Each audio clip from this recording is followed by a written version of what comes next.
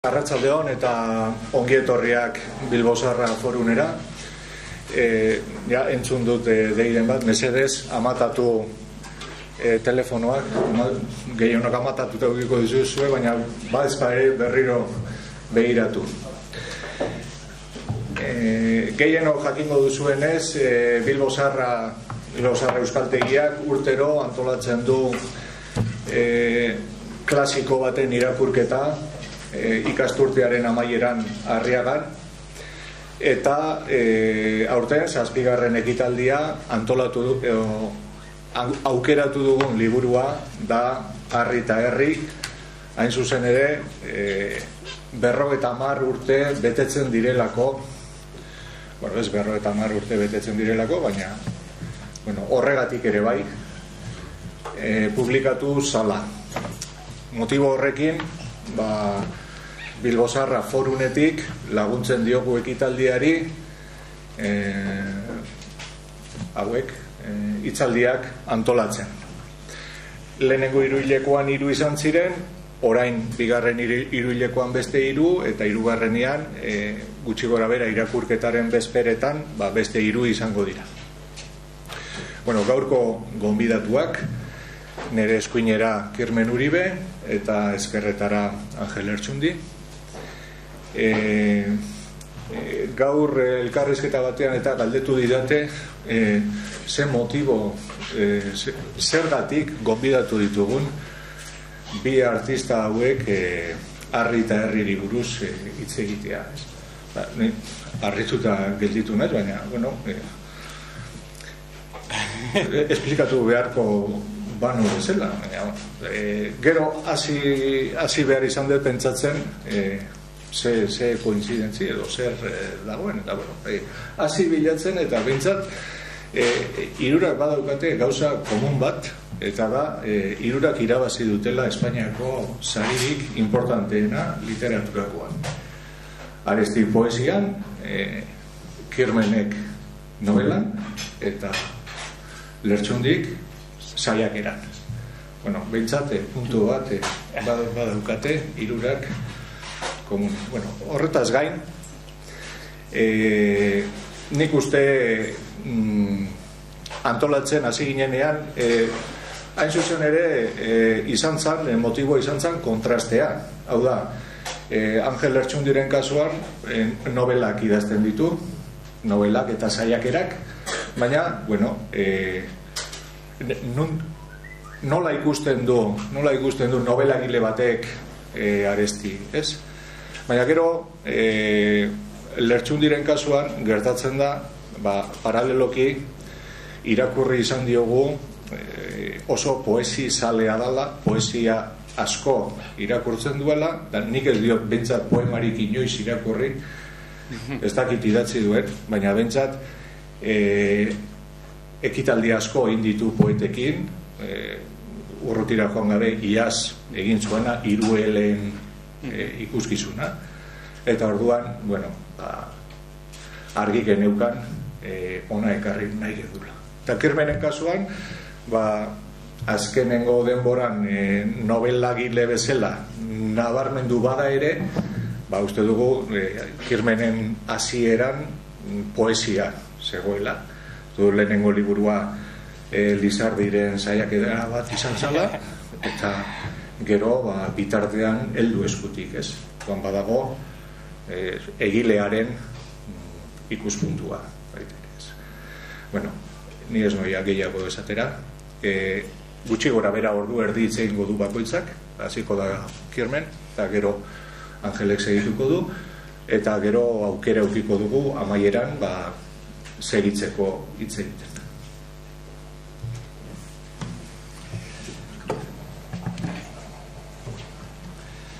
Gabon denori, eskerrik asko Bilbo Zaharra Euskaltegikoei, Peru Alberdi idazleari eta dizkideari gonbidatzearren.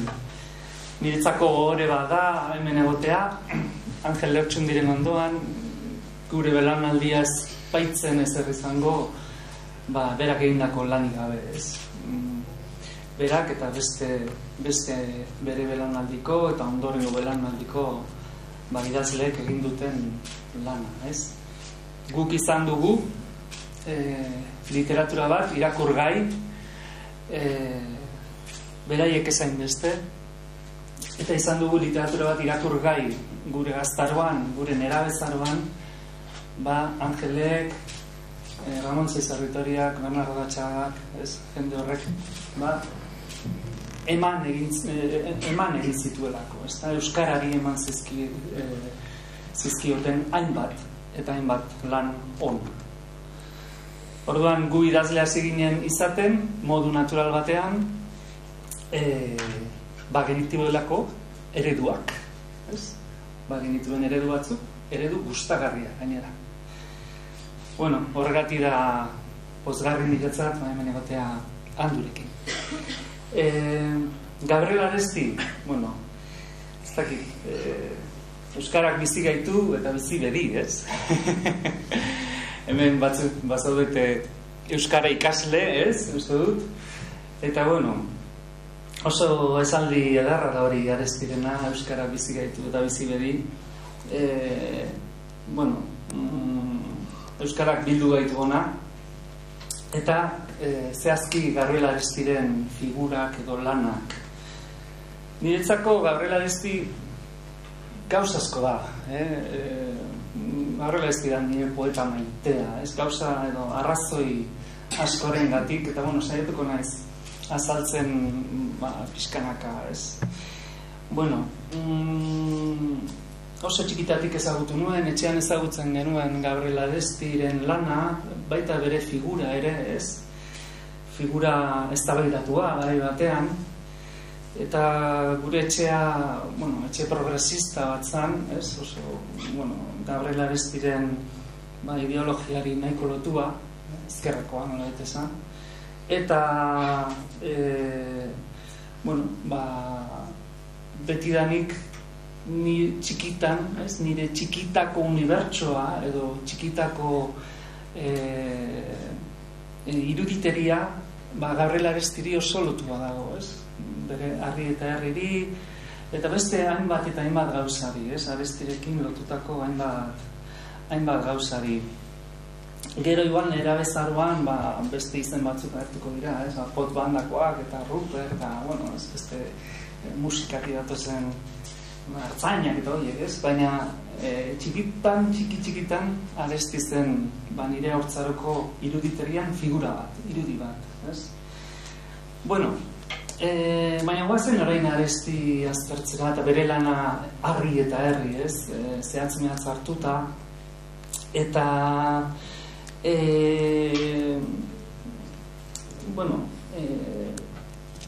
lehenik eta behinik nire ustea da, eta hau, baita ere eztabaidagarria da, ezta? Baina nire ustea da, eta hemen azaldu nuen Euskaltzaindiaren poesia antologia batean, euskal poesia antologia batean, nik uste dut harri eta herrin ikusten dela benetako Aresti. Harri eta herri da Aresti helduaren lehengo liburua. Agian Euskal Herria izan liteke kalitatez hobea, baliteke, baina harri eta herrin azaltzen da Arestiren estiloa, berezko estiloa zein da. Eta hori oso importantea da, zerk egiten du poema bat on. Zerk egiten du poema bat on. Irudi batzuk erabiltzeak, baliabide estilistiko batzuk erabiltzeak, ala norbere ahotsa eukitzeak. Adamza Gaiezki, poeta poloniarrak esaten du, gazteek hitzak jartzen dituztela ideien gainean. Eta heldua denean idazlea, hitz horiek atzean geratzen direla eta ideiak aurrean. Hauxe gertatzen da Gabriel Arestirekin. Aurretik maldan bere idatzi zuen, eta bizkaitarrak izeneko alako gauza bitxibak, uste dut nire Lizarri eta erotismoa bezain bitxia. Baina, uste dut idazlea garai arituela, eta badago formazio garai bat, idazle batean, eta maldan bera ere nik hor ikusten dut. Naizta oso elaboratua izan, liburu benetan elaboratua da, edo poema elaboratua da, ze poema bakarreko liburua da. Irudi asko daude, elaborazio handia dauka, baina ez du harri eta harri daukan arima, daukan indarra, daukan jarrera.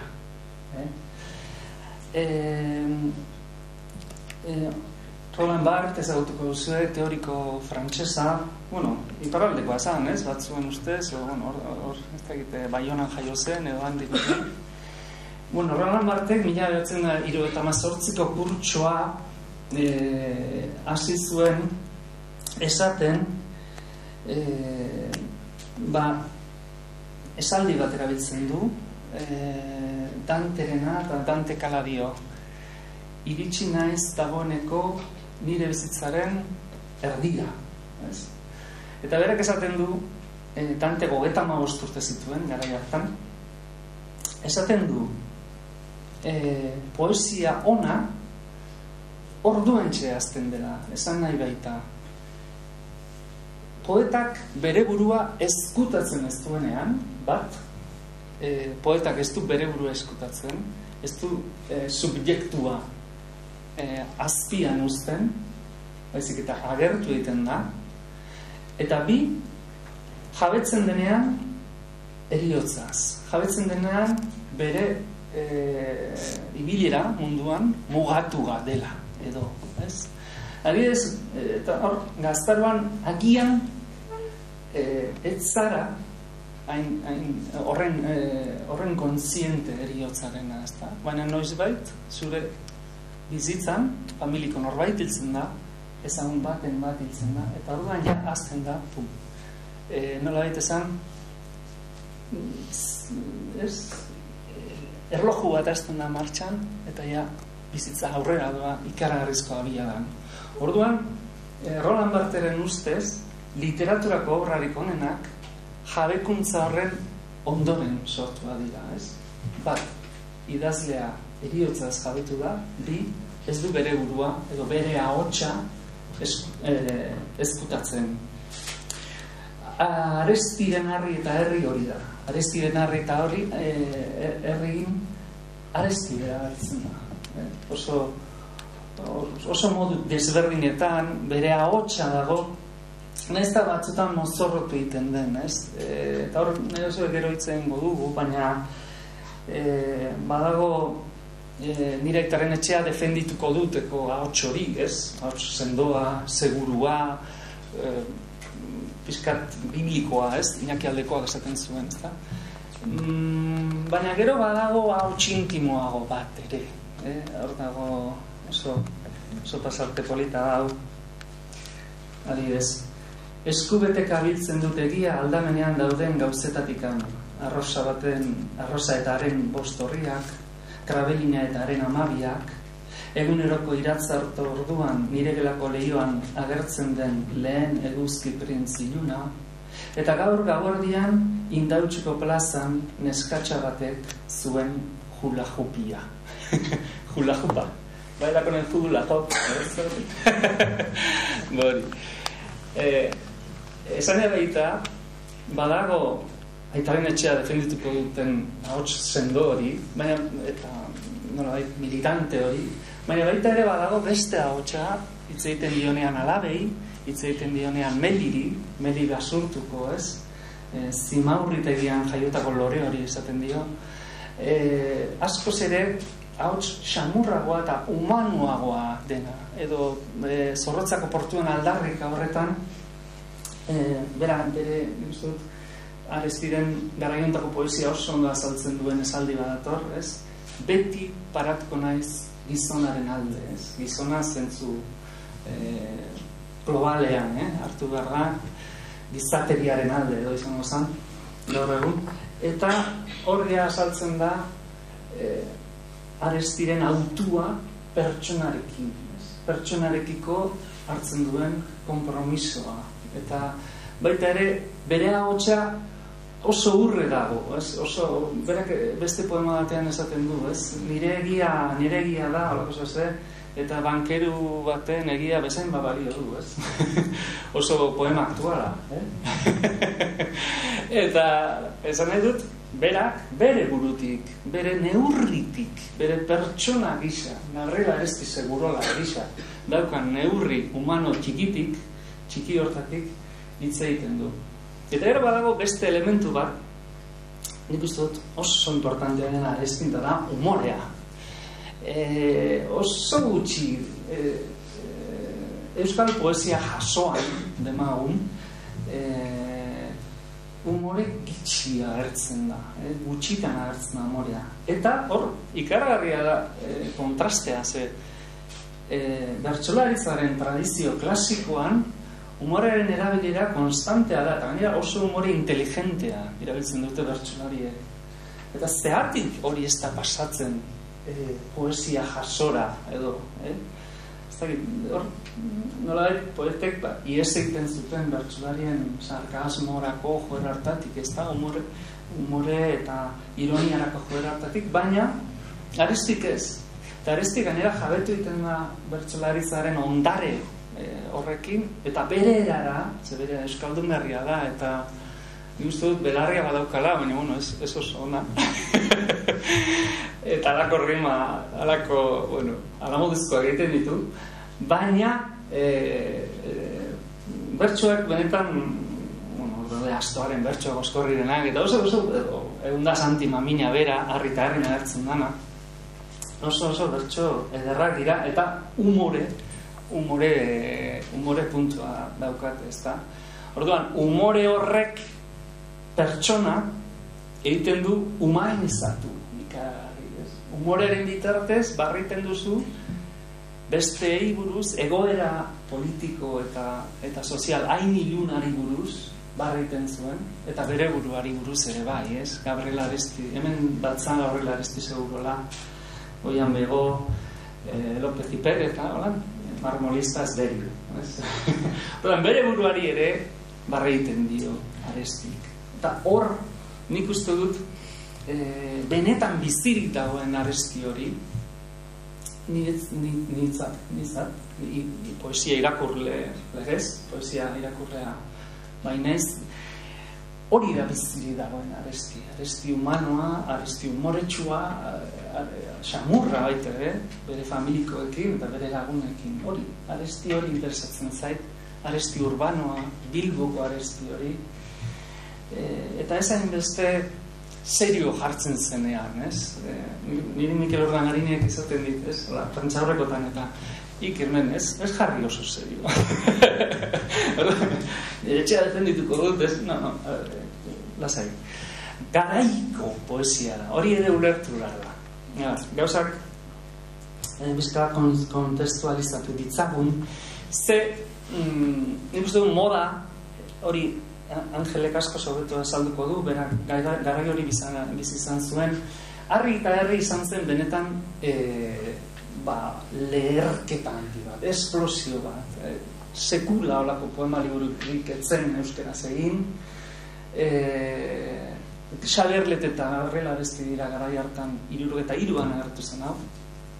Euskal poesian bestelako poesia egiten hasten direnak, oso desberdina. Eta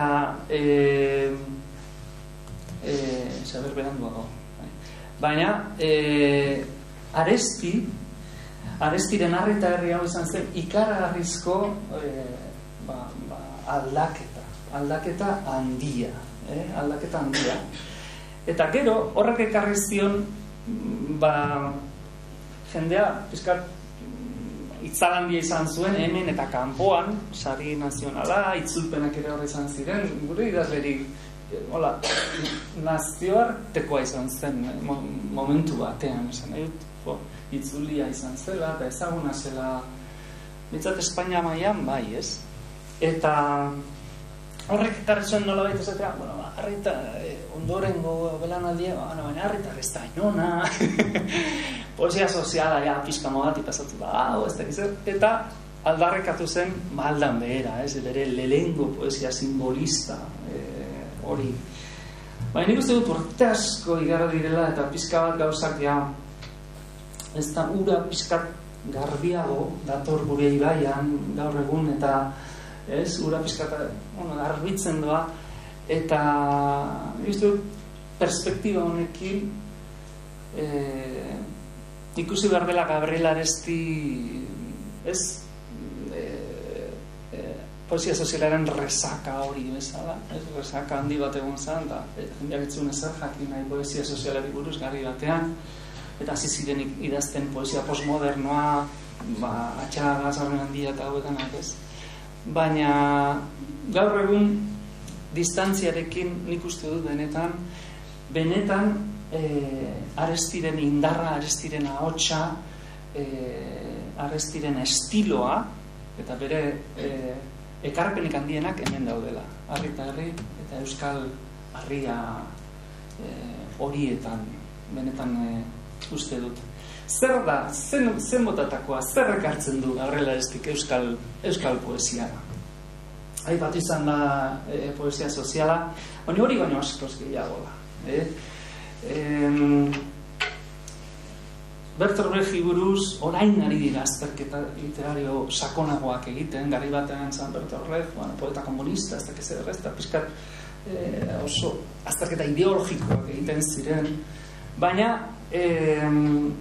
orain, 20. mendean oso seriotan azaltzen da, eta literarioki izan nahi dut, gehiago azaltzen da Bertolt Brecht. Bertolt Brecht eta Gabriel Arestiren poesia da occasional poetry deitzen den hori, poesia de la circunstancia, gaztelania zerabiltzen da, zirkunstantziaren poesia deitzen den hori. Hots, zer da poesia hori? Poesia hori da garaiari erantzun bat, edo momentuari erantzun bat ematen dion poesia. Poesia vitala da, gehienetan. Ez da poesia bat irudietan galtzen dena, ez da poesia bat norbere barrura begiratzen galtzen dena gehiegi, ez norbere barrunbeetan eta horri biltzen galtzen dena, baizik eta urgentziazko poesia bat da, ez alako urgentziarekin egindako poesia bat. Horrek ez du zen nahi txarra denik. Urgentziaz egindako arkitektura zoragarria da, adibidez. Eta urgentziaz egindako gauza asko, arte mailan ikaragarri onak dira. Azkar egindakoak, baliabide gutxirekin egindakoak. Poesia hau da, 60ko hamarkadako giro horri erantzuten dion, poesia bat. Eta bide batez, occasional poetry tradizio horrekin bat egiten duena. Baina tradizio hori euskal poesian alde batetik balaude heresiak, hil heresiak, eta hil heresiak ere tradiziozko euskal hil heresiak okasiozkoa dira.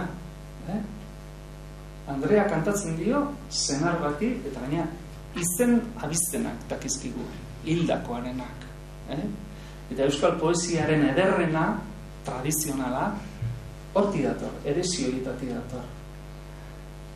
Beñat Etxepare, Etxepare da zirkunstantzia poesia, baina ikaragarria. Bera kontatzen du, momentu batean, ze positagoen euskaraz argitaratutako liburu bat, idatzitako liburu bat, imprimatuko delako, eta, bere poz hori, optimismo hori, baikortasun hori azaltzen du, baina ez hori bakarrik, kontatzen du zeharreman dituen emakumeekin, kontatzen du nola egon den kartzelan, oso bere egunerokotasuna, eta horrela ez di julap-hopari buruz zeiten zuen moduan, Beñat Etxeparek kontatzen du berak, bere begiekin ikusten duena 16. mendean. Eta hori bera egiten du Walt Whitmanek, eta hori bera egiten du Cernudak, eta hori bera egiten du 50 hamarkadako Jaime Gil de Biedmak adibidez, edo Philip Larkinek poesia inglesean.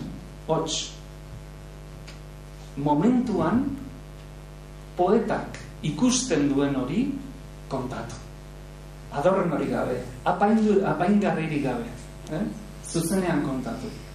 Horregatik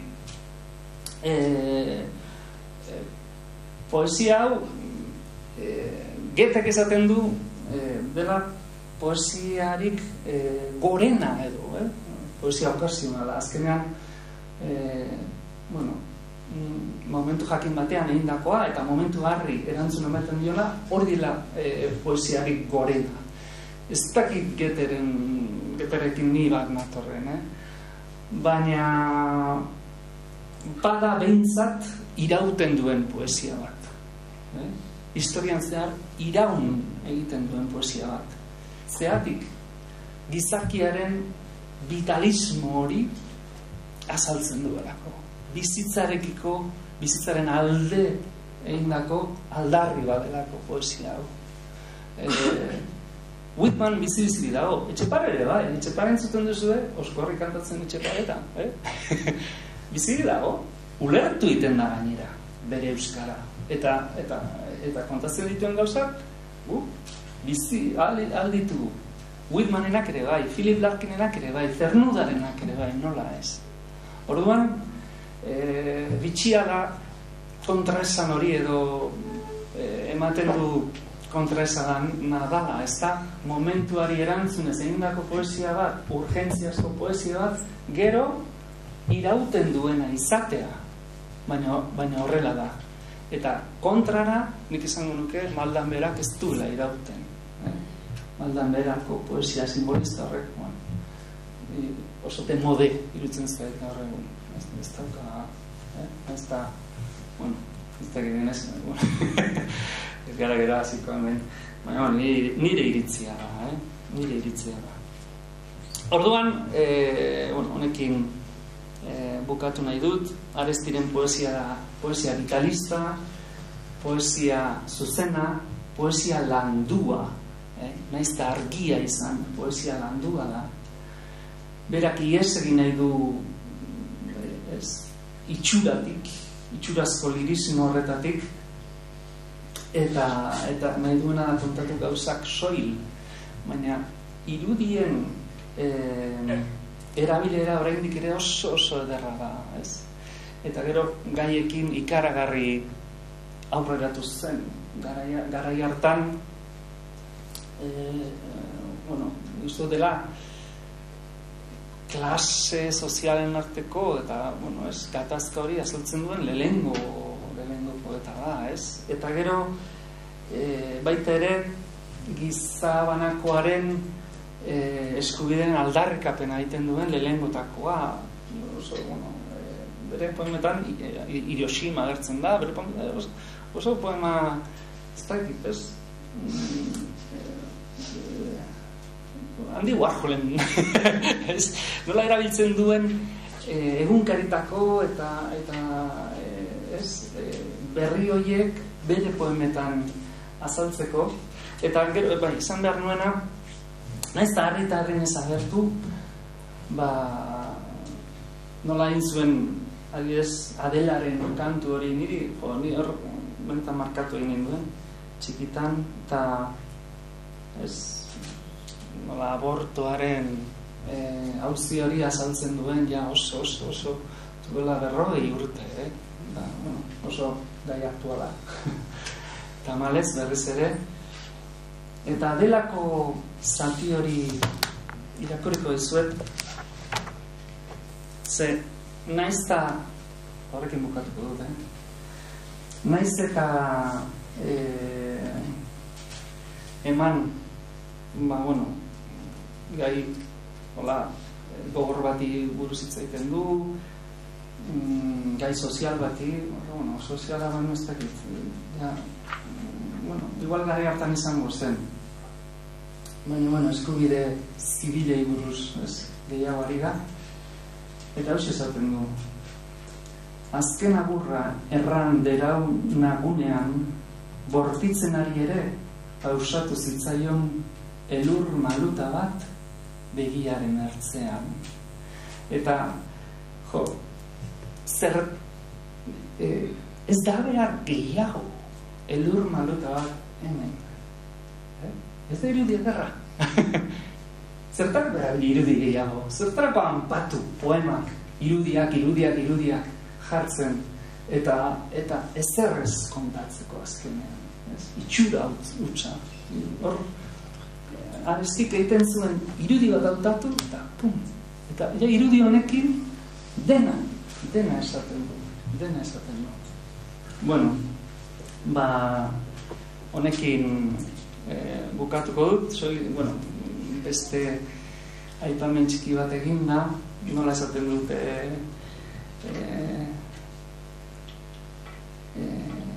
nekea eta lana dirade zorionaren aldaba, esaten du Gabriel Arestik. Berari esker, Angeli esker, Peru eta bere belaunaldi esker, guk gazteagook lan egingo dugu eta lan egiten dugu eta euskararekin, euskararen alde eta euskaraz, eta horrek egiten gaitu zoriontsu beste egia bat. Eskerrik asko.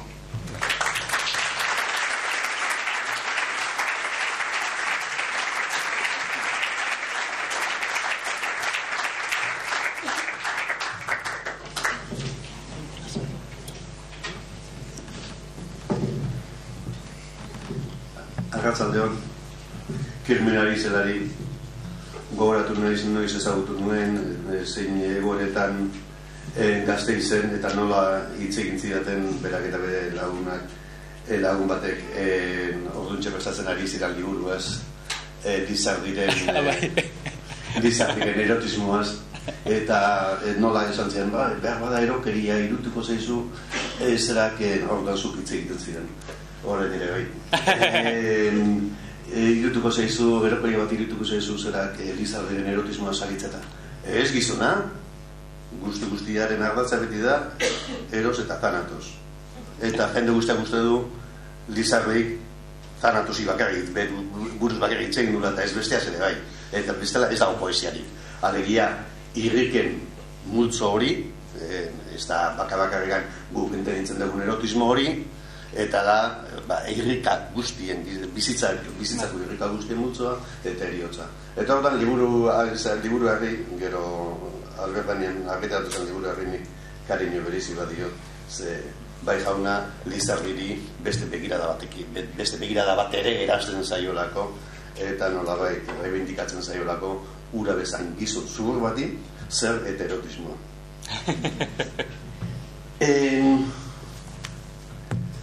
Literatura aurrera egiten du bulkadaka. Eta literaturak aurrera egingo baldin badu, idazleak oso importantea dira, eta irakurleak oso importantea dira, baina badira baita ere ekimenak, herri ekimenak eta bat oso importanteak. Eta ila hasieratik edo foruneko ekitaldi hauetan tokatu zitzaidan parte hartzea, eta arrezkioz jarraitu dut prensan da egindan guztiak, beste behin edo tokatu zitzaidan baita ere etortzea eta bat. Eta nik uste dut bera hauek, nolabait, helduleku bihurtzen direla eta erreferentzia bihurtzen direla lan serio bat egiten danean tartean, eta neke bat hartzen danean, eta pentsatzen, eta zer horrelako hainbeste urte irauten ari dan ekitaldi honek, baditu bere zailtasunak, eta lata guzez ere, urtero, txakata, hausten ze asmatuko auto dute, eta txakata beti ere hortan. Eta bueno, nik uste dut forum erreferentzia bat bihurtu dela, gure literaturaren esparruan, eta bueno, eskerrak. Hiri eta irekin inguruan hontan ari zeraten. 50 urte barkatu. 50 urte dira Arestiren liburu hau argitaratu zela. Pizka gutxixeago Aresti hil zela, eta distantzia hau ordutik honakoa nahikoa da Aresti finkatzeko, Aresti hitz egiteko eta Arestiren obrak mintzatzeko. Eta nik uste dut baietz. Gara guztia dira autore bati buruz hitz egiteko. Gertatzen dena da, nire ustetan Arestirekin maldan berari buruz mintzatu da zerak Kirmen, eta ni ados nago esaten duenarekin, baina neurri batean Arestik maldan behera idatze egin behar zuen. Arestik egiten duena da, garai hartan, Lizarriagak dira poesia majoena egiten duen poeta guztiak. Juan Mari Lekuna, Gandiaga eta bar, eta Lizarriren gan dauzkate erroak eta Lizarriren poesia egiten ari dira. Nolabait, ari dira Lizarri perpetuatzen. Eta nire ustetan Arestik egiten duena da Lizarri muturraino eraman. Lizarriren bideari ja azken puntaraino eraman, eta illa, esango nuke, illa Danteren uniberso horretan sartu, eta uniberso, gure euskal uniberso txikia, Danteren abezalako uniberso bat nolabait antolatu. Eta hori ja egiten duenean, Arestik bukatu du. Baina bukatu du Lizarriren bidearekin, ja itxi du berak bide hori, eta oran ja badago bide guztiz berri bat emateko gaita. Eta bide berri hori izango da Arri eta Herri. Eta hain zuzen ere, kuriosoa da nola berak egiten duen eta inauguratzen duen bide horretatik laizter abiatzen diren bakoitza bere maneran eta bakoitza bere estiloan, eta baina bide sozialetik abiatzen diren bai Gandiaga, bai Juan Mari Lekuna, bai Juan San Martin, eta hainbat poeta. Beraz, bai egia da, baina gaur Arri eta Herri existituko ez balitz, edo jokabide hori eraman izan ez balu Arestik, eta han planto egin izan balu, gaur nola ikusiko genduke maltan behera. Eta nik uste dut, askotan egiten zaion baino, harrera hobeago bat merezi duela, ze panora baten itxiera ere, inaugurazio bat bezain importantea da.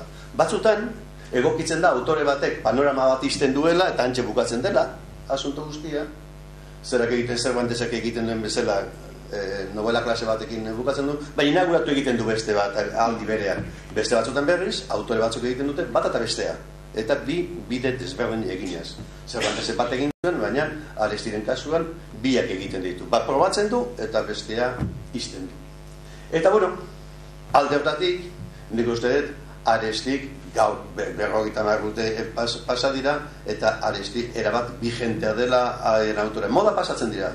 Realismo soziala pasatzen da, galtzen du bere bigentzia, baina korronte literari guztiek historian zehar galtzen duten bezala xe. Eta moda pasatzen da, Erropa kentzen dugu eta berri bat erausten dugu. Baina Erropa hori jantzi duenak hor segitzen du. Irakurleak hor segitzen du, eta Errepublika literariak hor segitzen du. Eta kontua da, urte batzuk pasatzen direnean, ia garai batean irakurtzen nuen liburuak niri zerbait esaten didan. Ea Blas de Oterok zerbait esaten didan, ea Arestik zerbait esaten didan, eta non biak guztiz autore bigenteak gertatzen zaizkigun orain. Pasazan, poesia egiteko modua, gaur modu hartan poesia egitea Kirmeni ez joke barkatuko, hartan hasiko balitz, ze nolabait estemporonea dalako, baina egia da obra bai. Eta zergatik da? Obraz moda pasatzen da eta obra geratzen da. Pasatzen da, hain zuzen ere, bere garaiari erantzuten jakin zuelako estetikoki, bere garaiari erantzun bat ematen ziolako poesia klase horrek, poesia mota horrek, ez ahaztu frankismoaren garaian gaudela eta bar, eta erantzun bat ematen dio, eta gu gaur gera erantzun horren lekuko. Baina erantzun horren lekuko, eta haren poesiaren irakurle, baldin bakerak gaur, da enxuxin ere, poesia hartan, realismo sozial hartan, erabat atxikitutako realitate sozialarekin, erabat atxikitutako poesia hartan, bazegoelako zerbait atemporala. Bazegoelako poesia egiteko modu bat, bazegoelako irudiak antolatzeko modu bat, bazegoelako nolabait pulsio bulkada poetiko bat trascenditu egiten duena bere garaian, eta horregatik gaur oraindik ere, nik aspaldian irakurri gabe neukan, argi eta argi, hola segida batean, eta, bueno, eta ontarako prestatzen, eta esaten duzu, joño, uste nuen baino askoz ere vigenteago, eta ez nuen uste, hainbeste zeratuko ninduenik, eta naiz eta Gabriel Aresti ondo ezagutu, nun Gabriel Arestiri gauza berriak bilatu dizkiodan, nik lehen sumatzen ez dizkiodan. Eta horban, nik uste importantea dela beti ere literaturaren eta poesiarekin beriziki literaturaren percepzioan hori. Beraz, maldan berari buruz, esango nuke baietz. Egia dela zaharkitua dagoela eta poesia simbolista modu hori erabat pasata dagoela, baina egin beharra zegoela. Norbait egin beharra zeukan, eta zorionez, gainera, Arestik egin zuen ondoen egin zezakeanak ekarai hartan. Zeruko herrian, maldan behera liburuagatik eskatzen zuen Aresti honako hau, eta ez du gartatu zonik galdu. Nire liburua, poesia liburua da, eta alde horretatik juzgatu behar da, haren baleoriak begiratu. Gero Arestik beste testu batean Lizardirengatik esaten du, gauza bat, berari ere aplika litekeena. Lizardi ez da esplikatzen, Lizardi konprenitu egiten da. Egun batean gizon eskolatuak etorriko dira, eta gorputz edo hilotz ustel bat baliz bezala, autopsia zehatz bat egiteko asmoa ekarriko dute. Filologoak, eskola gizona, linguistak, hizkuntzaren aztertzaileak, gramatikoak. Hoek, gizon jakintzu guztioek, hizkuntza eta eskritorearen etxaiak dira. Aresti zeukan gauzak erabat rotundo. Gauza batzuk esan nahi zituenean, zehaztapenik gabe edo matizik gabe esateko rotundidade horrekin. Eta Lizardi ez da esplikatzen, Lizardi konprenitu egiten da. Eta Arestirekin ere gauza bera. Ez da esplikatzen, ze poesia ez bai da esplikatzen, poesia edo konprenitu egiten duzu, sartu egiten zera bertan, eta orduan irakurle moduan bizi dezu poesia hori barrendik, eta hori da poesia konprenitzea, baina konprenitu bai, baina ez da esplikatzen. Ion Solasolak dio, eta niri irudiko observazio polit bada, 1971an idazten du, honako hau. Esaten du, Aresti garai hartan irakurlego berri batekin egin zuela topo Arestik.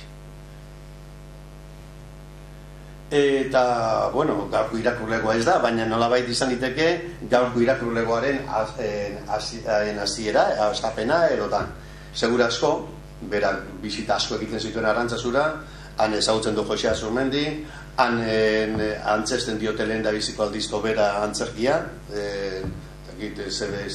datatan, eta han ezagutzen ditu irakurleak. Ezagutzen ditu, hango denoko baina ezagutzen ditugun, Torrealdai eta Azurmendi eta bar, eta gero kaleko hainbat eta hainbat irakurle ezagutzen du. Toki askotan ibiltzen bai da bat eta bezala. Eta Errepublika literarioa aldatzen ari da. Neusko gogoa jasotzen duen jendea, klandestinidadean ara ona ekartzen diren liburuak, eta pixkanaka sortzen ari da irakurlego berri bat. Irakurlego berri bat, berdin irakurtzen duena, edo gaidena irakurtzeko Cortázar, edo Gabriel Aresti. Gaidena Sartre irakurtzeko, edo Marquis irakurtzeko, edo gaidena McLuhan.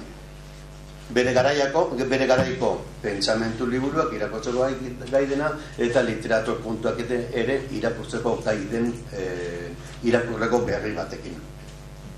Irakurlego bat, gero eta gero laikoagoa. Naiz eta seminarioetatik eta datorren asko eta asko, beste asko ja unibertsitatetik datoz. Eta Ibon Sarasolak esaten du, Aresti topo egiten duela irakurle berri horrekin, eta irakurle berri horrekin ari hasten dela hizketan. Laikotzen ari den moduan gizartea bere poesia ere laikotu egiten da, beste modu bat esan da. Poesia sozialari buruz ez dute esango lehen esan dudanatik aparteko zerarik, baina esaten duenean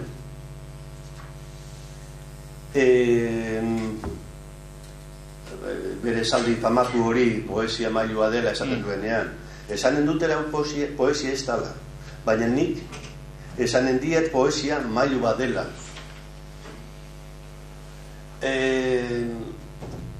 Arestiri ze pasa zaio hori izaten duenean, aparte Gabriel Zelaiaren aipamen zera un arma cargada de futuro esaten duenean, ze gertatu zaio Arestiri mailu aitatzerakoan, zergatik ahaztu da igitaiarekin, bea pentsamentuz komunista izanez eta mailua bakarrik aitatzen du.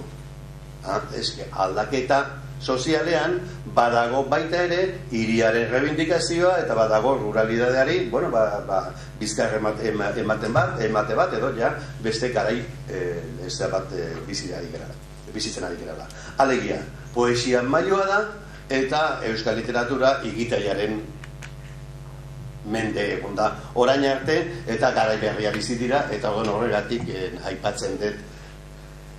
Hau esan nahi dudanean da gauzaik zentzilionetan ere Arestiren kasuan intentzionalidade izugarria dauela. Kirmenek aitatu du eta nik errepikatuko dut hori, ez dago brometan ere edo esaten dituen, egiten dituen hola butade moduko gora beretan ere dago intentzionalidade oso pentsatu bat, oso kalkulatua. Nik uste hain harin irakurtzen ditugun poema hauek eta hain errezak egiten zaizkigun poema hauek oso zaila idatzita daudela. Edo behintzat oso ondo pentsatuta idatzita daudela. Gero kostak positzaion gehiago edo gutxiago eta batzuetan funtzionatuko zion, eguneroko lanaren gora bera funtzionatuko zion hobeto edo gaizkiago, baina oso ondo pentsatuta daudela efektu poetikoak. Berin dagoen zuzen ere organizazio horietatik eta kasualitateari gauzak ez ustetik.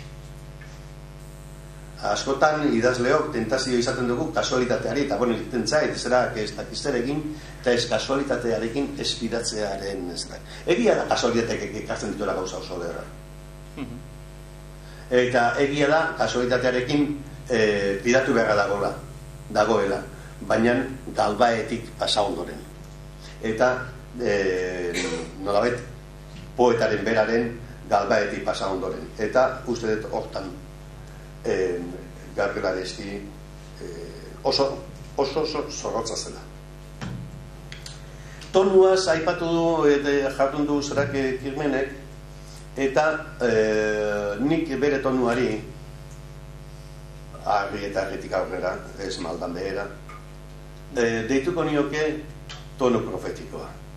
Biblian zehar juduen herria arazoren baten aurrean dagoen aldiro, beti agertzen da profetaren bat, zigorrak agintzera, edo errita egitera bere herriari, edo bera agertzera nolabait entzuia zure ni naiz eta munduaren herria. Eta bere izkeran, bere poesian, dago izkera, profetaren bezalako izkera hori, dei, interpelazio, irakurlarekin interpelatzen ari da, eta irakurlarekin bezala interpelatzen ari da herriarekin. Profetak herriari hitz egiten dion bezala bera ere alaxe ari da. Ze liburuak ez du kasualitatez harri eta herri titulua. Eta ari da, ari zuzen ere, interpelazio horretan bere garaiko egoerari buruz ari da. Eta ari da, bere garaian sortzen ari diren aldaketa soziales eta politikaz. Eta batez ere, ari da, berak eraikin nahi lukeen mundu kultural desberdin bat ordu artekotik apartekoa. Bera da, ninez munduaren neurria. Bera da munduaren neurria. Eta oso kuriosoa da, tonteri bat ematen du, uskeri bat, garrantzerik ez duen asunto bat, liburuaren hasieran egiten dituen eskintzak. Egiten dituen eskintzak. Eskintzen zerrenda luze badator, eta zer pintatzen du honek.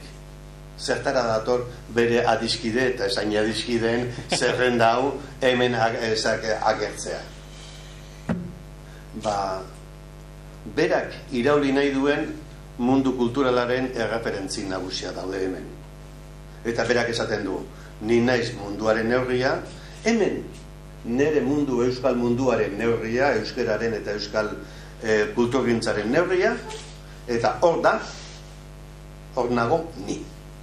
Ni naiz liburu honekin, eta bere lanarekin, eta bere poesia lanarekin, ni naiz horren neurria. Alegia, bera da juzgatuko duena, eta bera da bere profesiak botako dituena mundu horren aurrean. Berriro ere, lehenu esaten nuenaren aritik.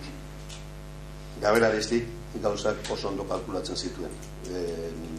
Hemen nolabait kapritxosoa ematen duena, edo zertara altor, negozet intentzionalitate handiko kontua dela. Esanen dizutegia, hau ez da usategia. Gauza zelaiak, errazak, edornor konprenitzekoak esan behar ditut. Egia bat esategatik alabak hil behar bazaizki. Inor badio nire etxean ez dago bakerik, bila beza bakea auzoko etxean. Eskubetek abiltzen dut egia. Eta esaldi hauek aurkituko bagenitu Isaias edo beste profeta baten ahotan, oso ondo pasako dirake bereak haienak balira bezala.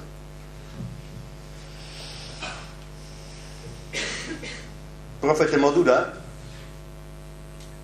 Aresti ere atril batetik mintzatzen zaigu, baina ja atrila argi eta herritik aurrera euskal poesiren atrila ja laikoa da, ez da elizako atrila. Oteiza bidera irten zitzaionekoa. Oteizak koskotan den argitaratzen duenean 1972 urte hartan bertan saritzen dute liburu hau. Naiz eta gero 2 urte geroago argitaratzen den. Ez dakizkitinik zirkunstantziak antzazaraietako eto jakin ditu, zirkunstantziak 2 urte horietan originalak aldaketak izan naute zituen argitaratu bitartean, zergatik irontzuen hainbeste denbora argitaratu gabe, zentzurak zer ikusik izan naute zuen, eta bar. Baina kontua da, edozen modutan, urte berean daukagula kuskotan den, eta urte berekoa dala baita ere sarikitari dagokionez behintzat, argi eta erri.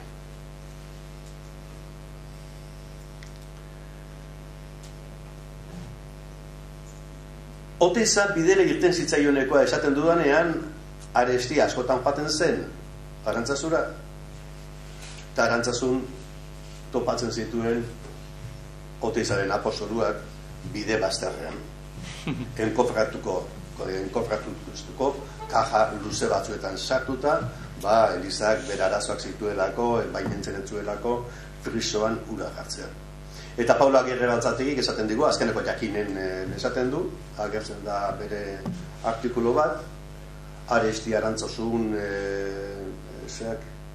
titulopean, antzeko titulo batekin, eta esaten du Aresti hori ikusita asko azarretzen zela. Apostoluak harri horiek ikusita Aresti azarretu egiten da. Frisoan ikusi nahi dituzke eta han bide bazterrean.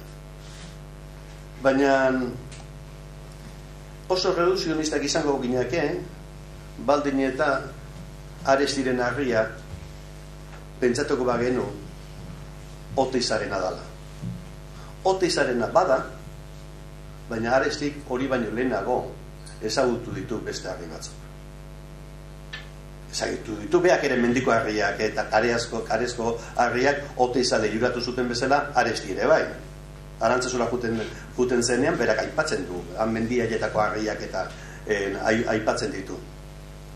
Baina topatzen du baita ere berak ere ezagutzen ditu Jaunletxak eta trikoharriak, ez da bakarrik Oteiza horiek ikusi dituena. Baina hortikan aparte topatzen ditu harriak Elioten poemagintzan. Eliot itzutzen jardun da, nik uste bizitza guztian ibilizela bere zerakin Elioten poesiarekin atzera eta horrea, eta han ikusten ditu referentziak harriari buruzkoa. Eliotek poemetako batean, bertso batean esaten du, harri zaharrak nahi ditut, historia horreko harri zaharrak nahi ditut, eraikin berri bat jasotzeko, bere poesia, bere eraikin berria jasotzeko, esaten du batean. Eta horrelako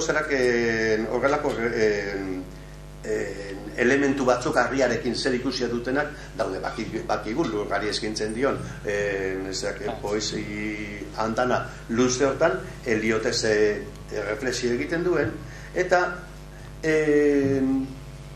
nik egingo nuke harri eta herri idazten ari denean Arestieri kolpatu egiten zaizkiola elementu guzti horiek, eta kolpatu egiten zaiola baita ere gauza bat oso elementala.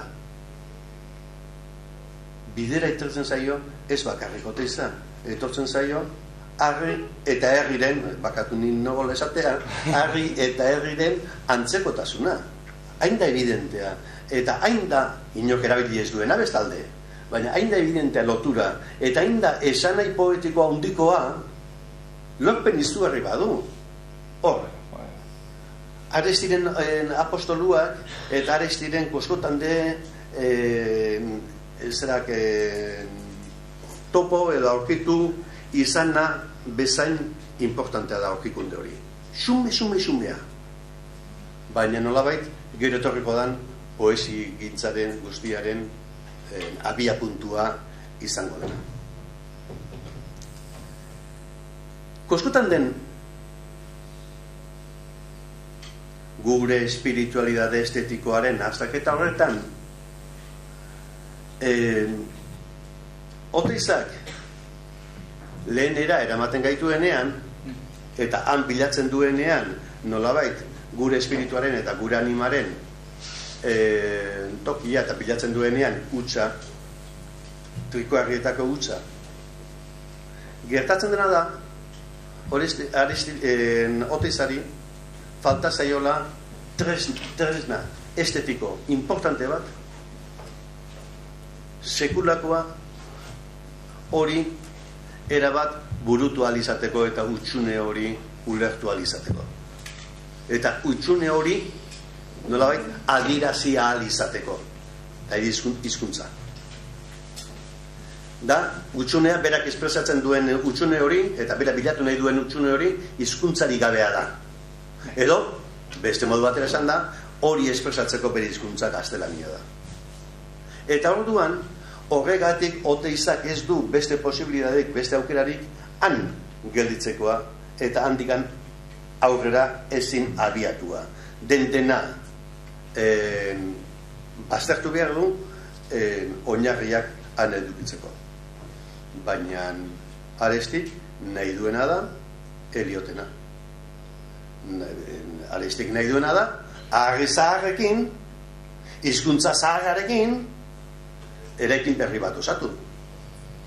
Horregatik zegoen besteak beste Oteiza, ari naiz hitz egiten zentzurik sakonenean, horregatik zegoen besteak beste Oteiza hain kontra euskara batuarena. Alperrikakotzat jotzen zuen. Ez zitzaion interesatzen bide hori. Berak nahi zuen utxune horren jabe izan, nolabait utxune horren propiedadea izan, eta Arestik esaten dio, ez? Nik gainera askoz ere izkera zu baino tontoagoa naiz, eskultore baino tontoagoa naiz, esan dio eta bar, eta zu listoagoa da, ez zera, baina eta badago, honetaz ari naizelarik, badago, nik kalkulatzen dut 78an edo 77an edo inguru oktako baita aldizkaria, garaia aldizkari bat egontzan, ez dakit irauntzuena urte terri olako ebar. Eta egiten dio, Oteizari, bilatzen dudan zerak referentzia, egiten dio Oteizari elkarrezketa bat, Nork eta Xabier Letek. Da oso elkarrezketa mamitsua da. Benetan, sarean aurkituko duzu. Eta jartzen bali mezue Xabier Lete Oteiza, laster bilate aterako zizue. Eta esaten du bera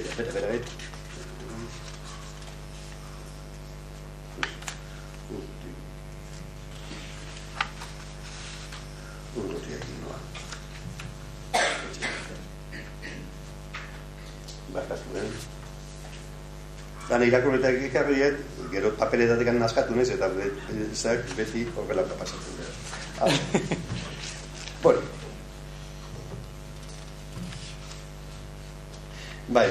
Kontatzen du, bilatzen duan bitartean, kontatzen du, noiz ezagutu zen duen zuk Gabriel Arestik galdetzen dio Xabiletek, eta ze harreman izan zen duen berarekin, eta harreman handiak izan genituen, elkarrekin, eta bar.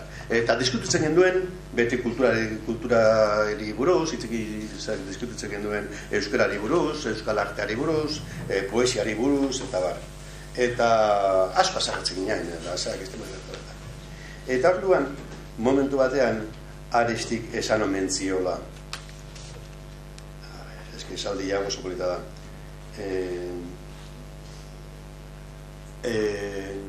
El día que aprendas euskera, Arestik, el día que aprendas euskera, me vas a dejar sin argumentos.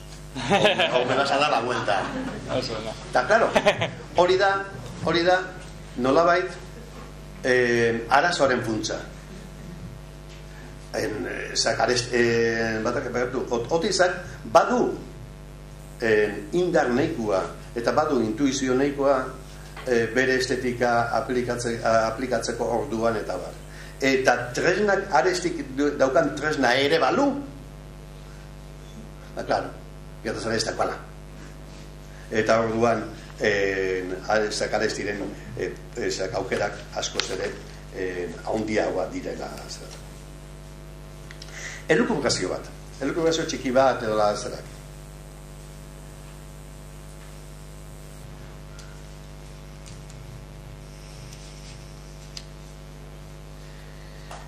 Dudarik ez dago, Arestik izan duen eraginaz euskalgintzan.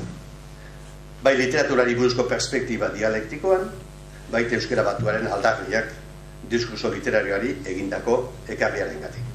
Baina ideia estetikoen alorrean, bere poesia gintza geratzen da, ez dago zalantzarik, baita aurrekoa ere, maldan behera lekuko.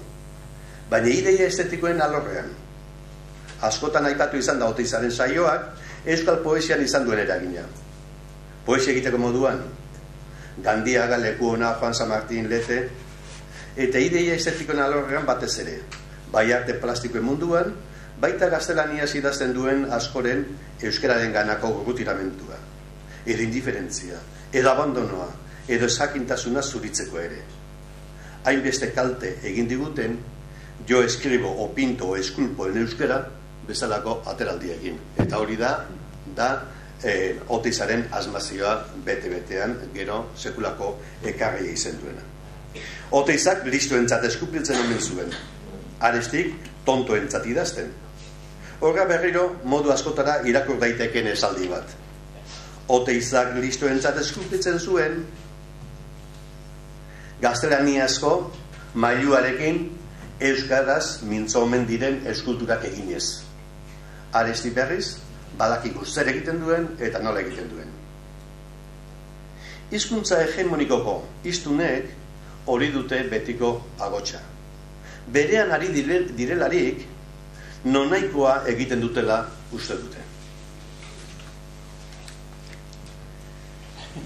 Gabriel Aresti edo Gabriel Aresti edo bitxikeria dirudien, baina ez duen apuntetxo bat. Bitxikeria ez den apuntetxo bat. Ez dakit luzetzen dikoan, bi gauzatxo eta bukatzen. Hasiera bateko sinaduretan Gabriel idazten du, eta ez Gabriel. Aranismoaren eraginak eta bat. Norbert Tauer, Gabriel izenez zuzetzen zaio gutunetan. Gabriel deitzen dio Mikel Zaratek ere. Gabriel Aresti, kaleko arkaitz, aurkako bidezti kontsolagaitz. Gizarte kutsatuaren parnaso berriko aitzindari, hizkuntza urbanoaren sortzaile taldeko mailukari. Hainbat gutunetan, batez ere aurkako bidezti konteta gaitzekin, eztabaidatzeko ari denean, Garesti sinatzen du. Izeneko, bere izenaren lehen da izugo G eta Aresti elkartuz eta Garesti. Txiste bat dirudi, baina beti ere erabiltzen du hori kontrakoekin ari denean. Jurgi Otitza ematen du beti eskulturaren izena. Josepe deitzen dio Jose Azurmendiri. Inoiz, ez askotan, baina inoiz deitzen dio Lizardiri. Eta hori ere modu askotan ulertu liteke, baina nik ulertzen dut Eliza eta Arbiaren lotura. Elizarri. Atxular, esedekin, Atxularri. Don Pelleni, eta Don Mortan, ez dakit nik, Dominik da bera, baina nik txampan baten grasa hartzen diot izenari. Maldan poesiaren epoka desberdinak eta planteatzeko garaian eta bar, nire biltzen ditu Aristibera, munduaren neurria, Lizardia, Iratzeder, Loremendi, eta horrelako zerak joku asko, behar bada ugarienak hortxe agertzen dira, baita ere askotan interpretatzen zailagoak direnak, gora bera asko ezagutu behar balako gara jartaz, eta Arestik sekulako irakorketa mordo egin zuelako, egina zuelako, eta orduan handik sortutakoak. Izenen adibidea jarri dut. Horrelako izen joku asko dago Maldaberan, haren gutun eta eskuizkribuetan, artikuluetan. Oso espiritu jolastia du hitzekin. Etekin polita ateratzen dio hitzen arteko oskidetzari. Lehen ikusi dugu, esan dugu, harri eta harri ja hortikan abiatuta. Esan nahi, eta deitura sare bat eraikitzen du Aristik, baita hori ere, bere niaren neurrira egokitutako mundu bat tajutzen du. Lehen liburuaren azalean, nahasieran euskararen mundua tajutzen duen bezala. Bere niaren neurrira egokitutako mundu bat tajutzen du, hitzjokoak izanagatik ere, hitzjoko hutsa gainditzen duten erabilerarekin. Nik ez dut uste, bakar bat dagoenikan, bere obran, apustingo nuke ez dagoela besterik gabe etzaiola zatu isuri olako hitzjokoren bat edo olako zerat bat okurrentzia bat kontrolatu gabea eta intentzionalitate garbi bat gabea.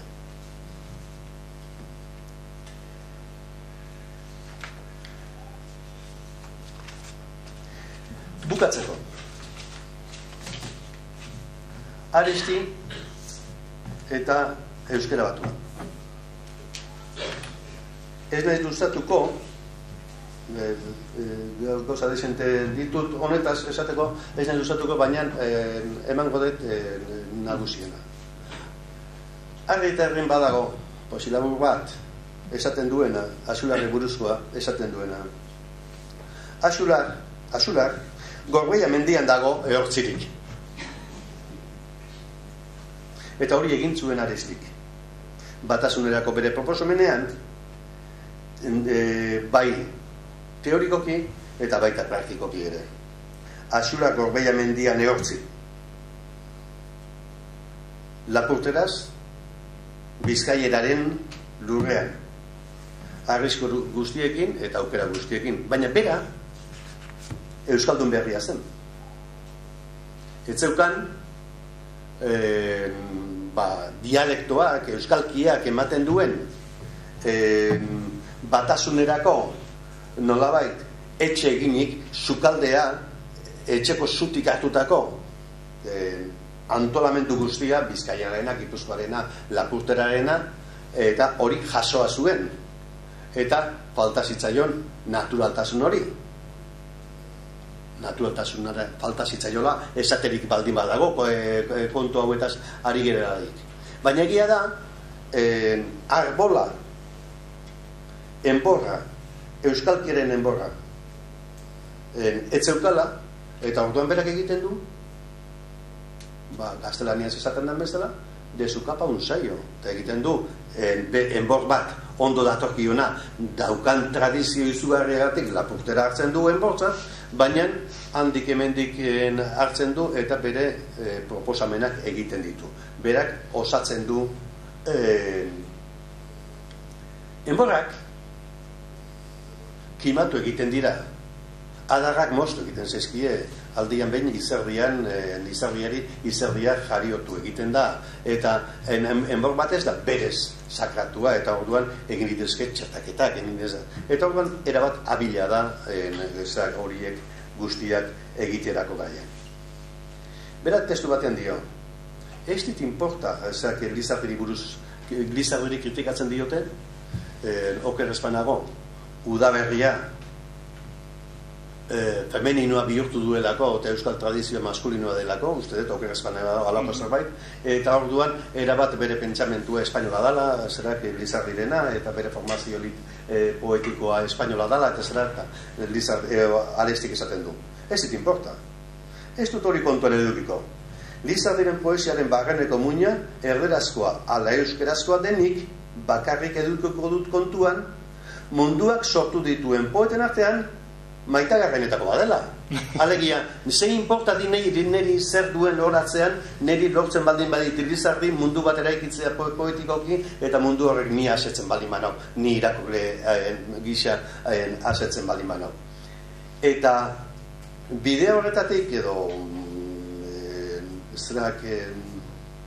pentsamentu horren barnean, gauza berberan, niri zein importa zailo berari zerbait koherentea, poetikoki koherentea lortzen baldin badu bere euskera batuaren jardunarekin.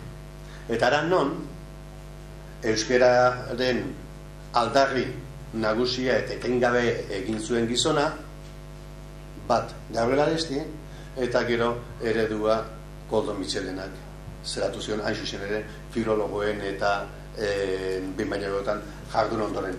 Ez dut uste, Gabriel Arestiren jarrera erabat kontakoak izango litzatekenik gaur, baina bai aitortu behar zaiola euskara batuaren kontuan, naiz eta berea ez dena aurrera ateratzen, eta naiz eta bere eredu literarioa primeran irten zitekeena. Zer nik gogoratzen naiz, eta honekin bukatzen dut, batasunaren kutxa izenpetu genduenean, eta batasunaren kutxa hango proposamen lexikoa eta hango proposamen aditzarena eta abarrena hainbat eta hainbat idazle garai hartan izenpetu genduenean, izenpetzen ari ginela batasunaren kutxa alegia Gabriel Arestiren eredua.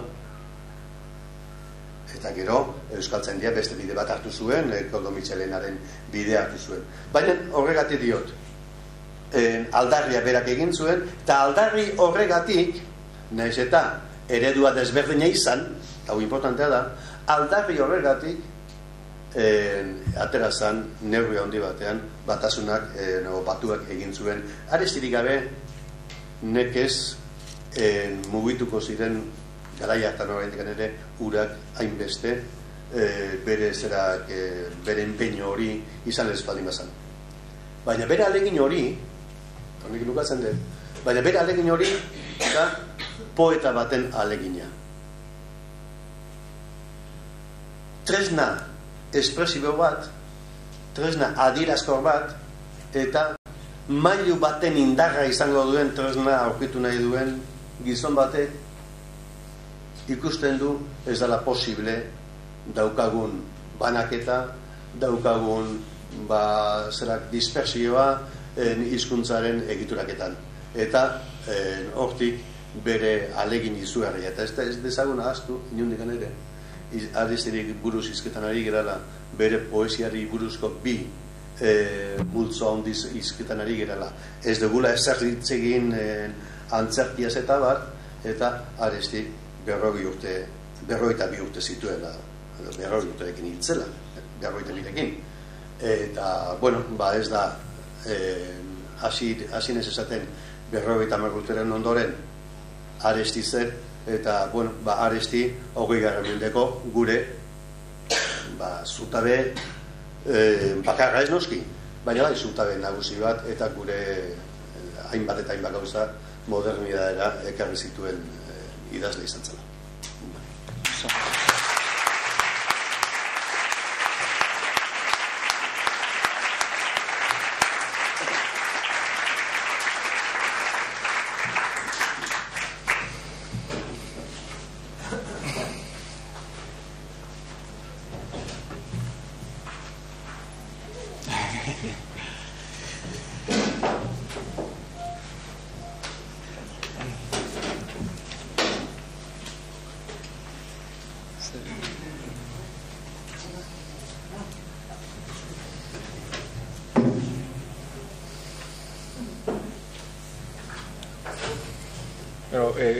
Nik galderatxo bat Kirmen eta Angeli, gaur hain zuzen ere Euskaltegian egon geha hitz egiten maiatzeko irakurketari buruz, eta harri eta herri hartuta egon geha diskutitzen ea eskaintza hori irakurri behar dan edo ez.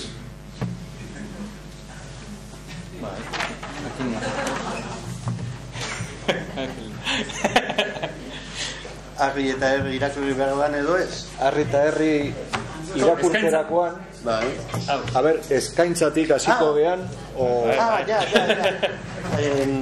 A ber, nik bai. Mira, mira, nik ez dakit oso ondo eskamentuaren paperak gendan edo leta ezak paperpezan dan. Non baiten esaten dut etxeskidala gustatzen nobelak eskintzak dituztenak. Edo eskintzak egiten baldi badigan integratu egin behar diala haiek ere obran. A mi querida Pili. Ni nobela bat irakurtzen izaten. Pili horrek dana maiteko dezu nahi desun guztia, baina Pili horrek pintatzen du hor. Bueno, ulertzen dut jendeak hori egitea eta barez. Eta nola bai, zu liburu hartzen baldin badazu bere osotasunean, eta lantzen dezun bezala titulua, eta lantzen dezun bezala azala, eta eskatzen dezun bezala argitaletxean, eta zuk era baldin badazu intervenitzen dezun bezala, zerak ere izan behar duela nola bait zerikusia nobelarekin. Zuk egiten dezun horretan titulua. Gero beste gauza badia, sola apakak eta hori danak egiten duzuna, baina zure responsabilidadia tan horretan, nik nobela bat egiten dut, eta nobela horretan jarri baldin baiet, zera? Eskaintza horrek integratuta egon behar du liburu horren zentzu bete. Eta hain zunxe hori ere alexi dago. Hitz guztia dut esan nahi, eta liburu batean dauden elementu guztiak esan nahi dago. Orduan, eskaintza gaina, oso eskaintza luzea da, eta gaztelaniaz ere badator. Eta nik irakurko nuke.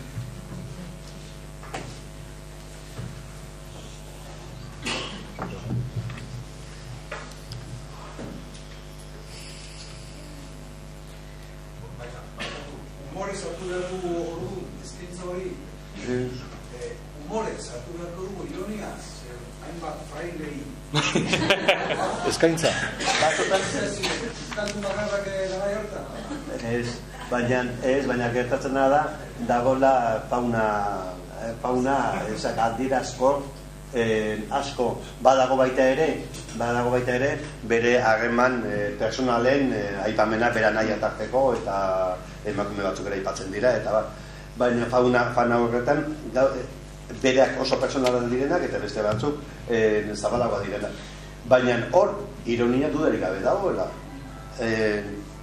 Zerak Koldo Mitxelenari oso serio jauna ditzen dio, senyor ditzen dio beraz konversioan, eta badaude olako jokuak.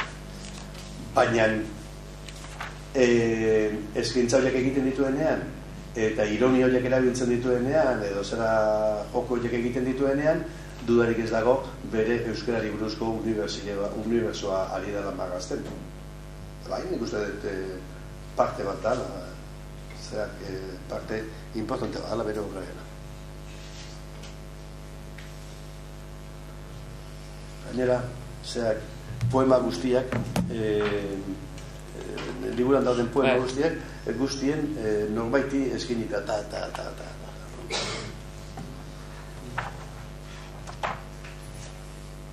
Txera abezedarioarena, libura ikusi zuen. Poema datoz A, B, izenburuak datoz A, B, B, B.